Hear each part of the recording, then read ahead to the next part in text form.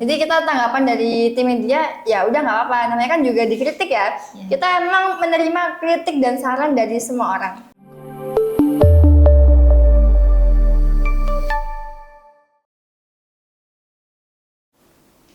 Assalamualaikum warahmatullahi wabarakatuh. Hai Sobat The Studio, kembali lagi di podcast Dakwah Tuna, tempat ngobrol santai tapi penuh makna. Nah, di episode kali ini kita akan membahas tentang bagaimana pesantren beradaptasi di era digital, khususnya di bagian media sosial sebagai sarana dakwah. Saat ini media sosial sudah menjadi bagian penting di kehidupan kita. Nah, kali ini kita kedatangan tamu dari Pondok Pesantren Kiai Syarifuddin Asrama Dalam Timur. Hai, perkenalkan nama saya Aska Ayu Natasha, perwakilan dari tim media Pondok Asrama Dalam Timur, bagian video konten. Saya sebagai narasumber di podcast kali ini. Kalau boleh flashback nih, boleh nggak cerita-cerita sedikit bagaimana kamu bisa bergabung di media asrama? Nah, jadi waktu itu kan saya divisi di kesehatan. Ya. Kebetulan bergabung juga dengan media. Jadi dua divisi, media sama kesehatan. Nah, waktu itu karena bentrok sama kesehatan, akhirnya saya ditarik ke media saja. Nah, jadi saya fokusnya cuma di video konten, bukan di desain. Jadi gitu. Kalau melihat kondisi sekarang nih, menurut Kak Aska sendiri, bagaimana sih peran media pesantren di era sekarang? Gini, kan seiring dengan perkembangan zaman, nah jadi kita sebagai tim media tuh mengelola sebisa mungkin media ini bukan hanya tempat informasi saja, tapi juga menjadi tempat dan wadah dakwah di situ juga. Jadi kita juga berbagi kayak quotes, hadis, atau ayat Al-Quran mengingatkan seperti etika kepada gurunya, kemudian adab ketika belajar, ketika masuk ke kamar mandi, dan lain sebagainya. Jadi gitu. Menarik ya, jadi media sosial bukan hanya sarana informasi, tapi juga sarana dakwah. Nah, betul juga Kak. Nah, dengan banyaknya konten, nilai-nilai Islam itu kan harus tetap ada. Bagaimana pesantren mengolah agar konten-kontennya itu tetap dalam nilai-nilai Islam? Nah, jadi kalau dari tim media kita sendiri itu tetap mengikuti tren, tapi juga nanti pakai mode ATM, amati, tiru, dan modifikasi. Jadi gitu. Kemudian untuk outfit itu kita nggak pakai outfit yang kayak di luar sana, tetap pakai gamis, tapi pakai kerudung kayak gini doang. Jadi nggak usah di model fashionable tuh nggak usah. Jadi tetap kelihatan kesantriannya. Kenapa kita kok nggak pakai sarung? Karena bukan nggak sopan, tapi kurang rapi aja sih gitu kan. Jadi tetap mengikuti tren, tapi juga ada berpakaian tuh tetap kayak santri gitu loh. Jadi nggak melenceng kan, tidak mengurangi etika ketika berpakaian. Dan itu aja. Oke, sekarang kita masuk ke sesi pengelolaannya ya. Nah, di media pesantren ini aktif di platform sosial media apa saja sih? Jadi kita aktif di 3 platform. Yang pertama tuh ada TikTok, terus Instagram, sama Facebook. Jadi kita lebih ke TikTok karena apa ya? Lebih luas. Lebih meluas lebar kan. Walaupun kita nggak mengikuti orang itu, pasti keluar di berandanya dengan pakai hashtag yang tertentu kan gitu. Jadi algoritma TikTok kan nggak bisa ditelusuri kan. Jadi kayak kalau FYP-nya orang ini sering lihat santri-santri kontennya pondok-pondok, pasti itu keluar juga gitu. Jadi nggak monoton kita ngeposting di IG terus. Jadi kita posting semuanya di 3 platform ini. Satu video di 3 platform kayak gitu? Iya.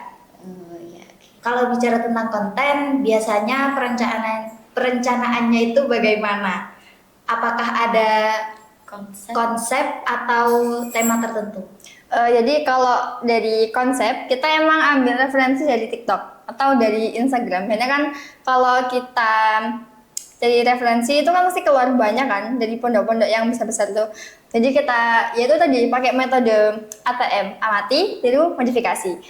Kemudian kalau konsep tertentu itu seperti ada kayak acara HSN atau 17-an. Nah, itu kita kan mesti mempersembahkan suatu karya kan. Nah, jadi kita ambil referensi dari banyak akun TikTok dari media pondok yang lain, kemudian kita kumpulkan dulu yang mana yang lebih cocok untuk kita tiru gitu loh.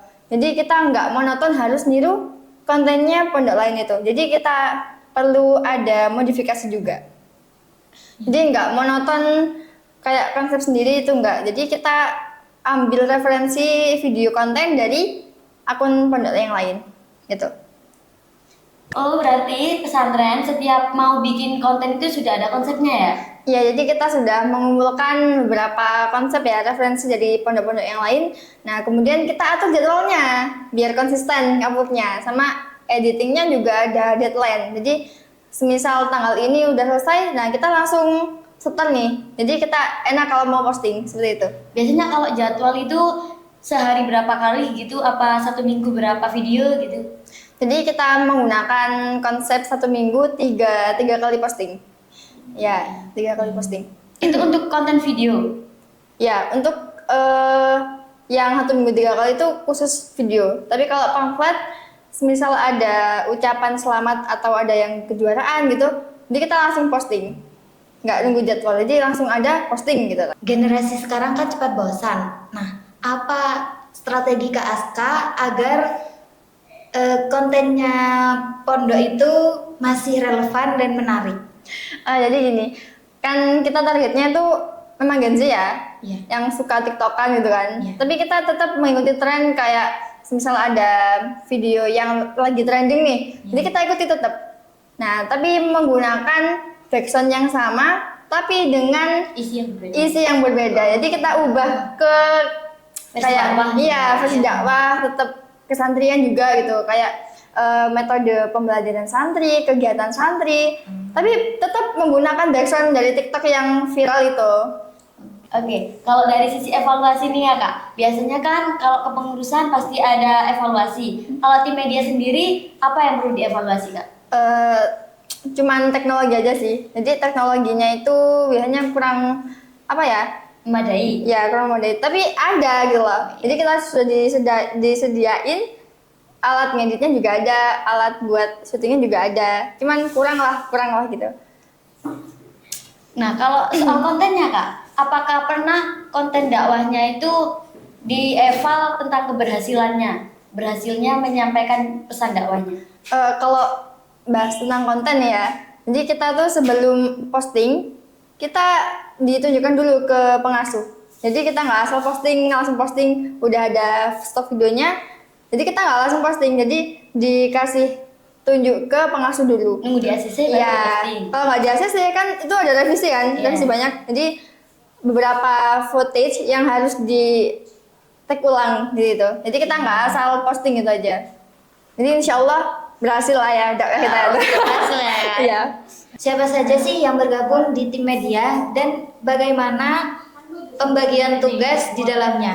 Baik, jadi kita itu berempat. Yang 2 ini fokus di video konten, yang 2 fokus di desain. Jadi kita itu kalau syuting-syuting, jadi saya juga jadi divisi video konten, ada juga teman saya. Nah, kalau kayak buat pamflet atau banner acara-acara itu dari teman saya juga yang tim desain. Jadi kita pembagian tugasnya tuh nggak tabrakan gitu loh.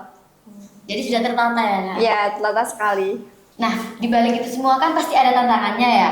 Itu apa sih tantangan terbesar dalam media selama ini? Yang pertama yaitu SDM-nya. Mungkin kan dari setiap orang individu kan memang berbeda ya cara Iya. berpikirnya. Jadi ada juga yang udah buntu dengan konsep video ini buat apa ya?